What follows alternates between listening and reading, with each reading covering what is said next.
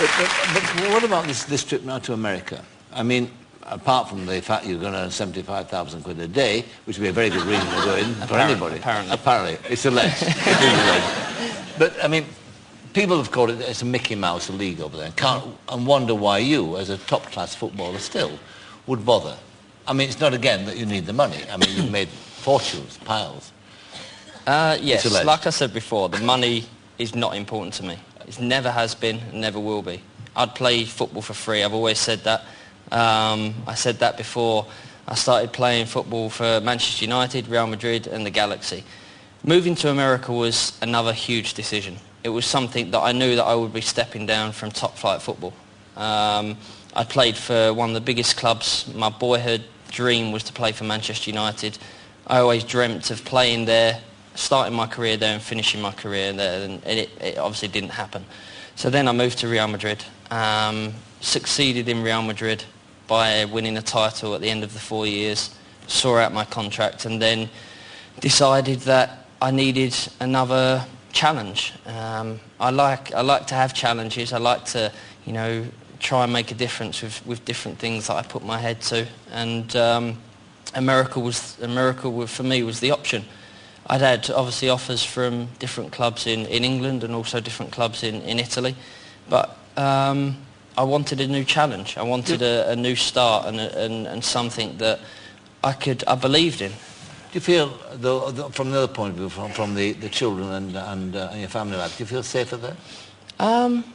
Safer. I've always felt safe in my life, apart from maybe in '98 when, obviously, when certain things happened. That was the only point when it was tough. But yeah, I feel safe. But how do you deal with this extraordinary reception that you get wherever you go? I mean, you are one of the most famous men in the world. I mean, whatever you do, you're under scrutiny. You're watched every minute of the day. You seem to actually be very level-headed about it. But I wonder, you know, when you wake up in the morning and think, oh, God, I've got to go through this again.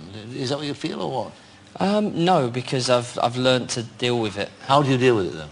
I think that I keep myself grounded. I keep myself as family orientated as I want to be. I have an amazing family around me. I have amazing friends around me. I've got 3 beautiful boys, a beautiful wife, and we're very, like I said, we're very family orientated. We do everything for our boys. Our boys come before anything that we do in our careers, anything that we do in our lives, and everything revolves around them. And if I didn't keep my feet on the ground, I know there's many friends, and my dad would knock it out of me. I was only remember the first time you came on the show at the BBC that I saw this huge pile of people in your dressing room, and I thought, oh God, it's all like, you know, bodyguards and all that sort of thing. It was 25 members of your family. Yeah. It looked like that sort of thing where you're trying to get 80,000 people into a Mini.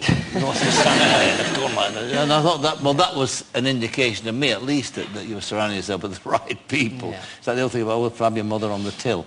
But speaking about your wife, how is the glorious lady? She's great. Is she as indiscreet as ever about you and the nickname she gives you? Do you remember this moment when you came on the show with your wife? Look at this. Do you feel that David is perhaps has a better public persona, image than you have? I think he does have now. I don't think that he did a few years ago, and I think that sometimes when you can get down and think, oh God, why don't people understand me? Why are they saying this? Why are they saying that? What better person to look at than my own husband to see how somebody can turn all that around? I mean, David is, I call him golden balls, you know, now, because I mean, you know, because now, is that going to be golden balls, Beckham, eh? It's a good one, that one, isn't it? That's going to be, I know, that's one of those things I shouldn't have said, but...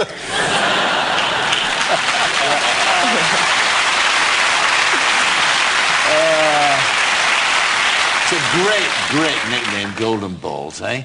Wouldn't mind that, wouldn't It's one of the better ones I've been called. I must admit. I've been called balls. Platinum balls. I've been called a lot worse. But you know, my wife has that sort of thing that when we're on live TV or when we're on a TV show, she likes to say certain things, like me wearing her knickers. That's right. She said that. Another one, she actually said that, which I actually don't. You don't. Most of the time. Most of the time you don't. They don't fit, do they? No.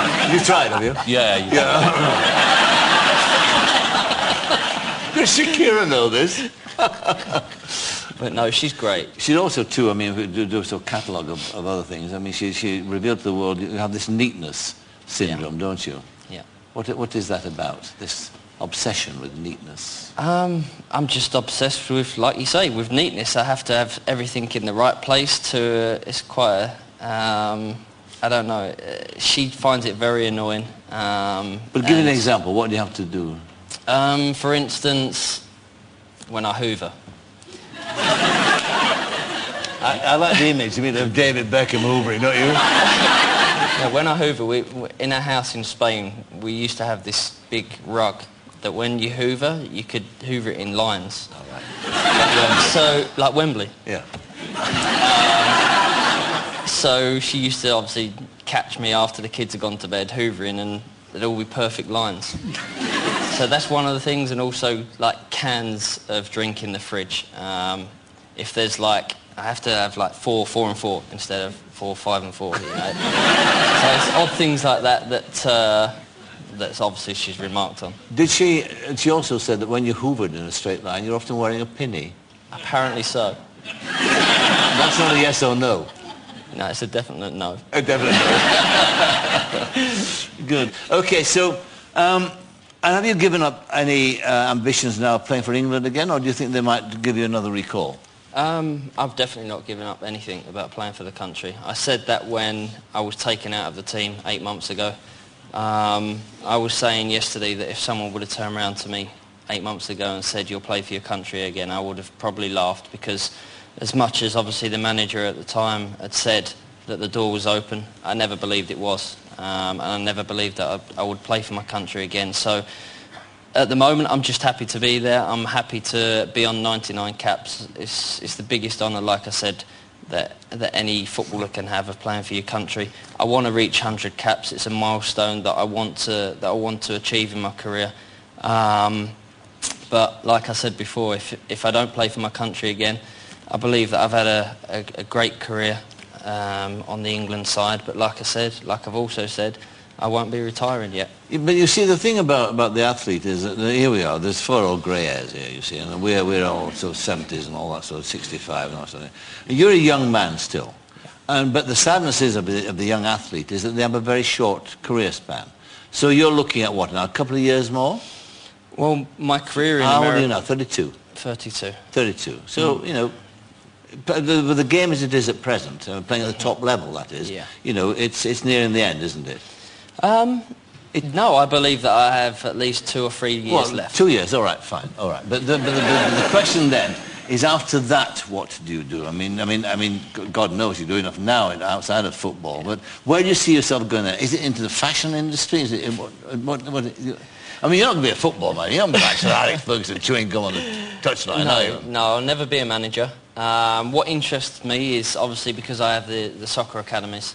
I want to be part of that. I want to be coaching. Do you enjoy that? Do you enjoy coaching? That. That's one thing that I've always... You like teaching? I love being around kids. I love teaching kids football. I love seeing the reactions of their faces in my academy. That's one of the things I want to do. Also, I was honoured to have a letter from Kofi Annan a few years back asking me to be ambassador of UNICEF. And that, again, was outside of my football career. That was one of the biggest honours that I could have ever been given. And in January, it's going to be the first time that I'm going to be going into the field and going away for 3 or 4 days and doing work like that. And that's another thing that really interests me and something that I'm very passionate about. So doing things like that is doing charity work, doing things that actually can make a difference. You know, it's not just something that I'm saying, it's something that I'm going to do and will do, and something that I will enjoy doing. Okay, well, all the best over in America. Have a good time there. Thank you. Do well, I'm sure you will. David Thank Beckham. you.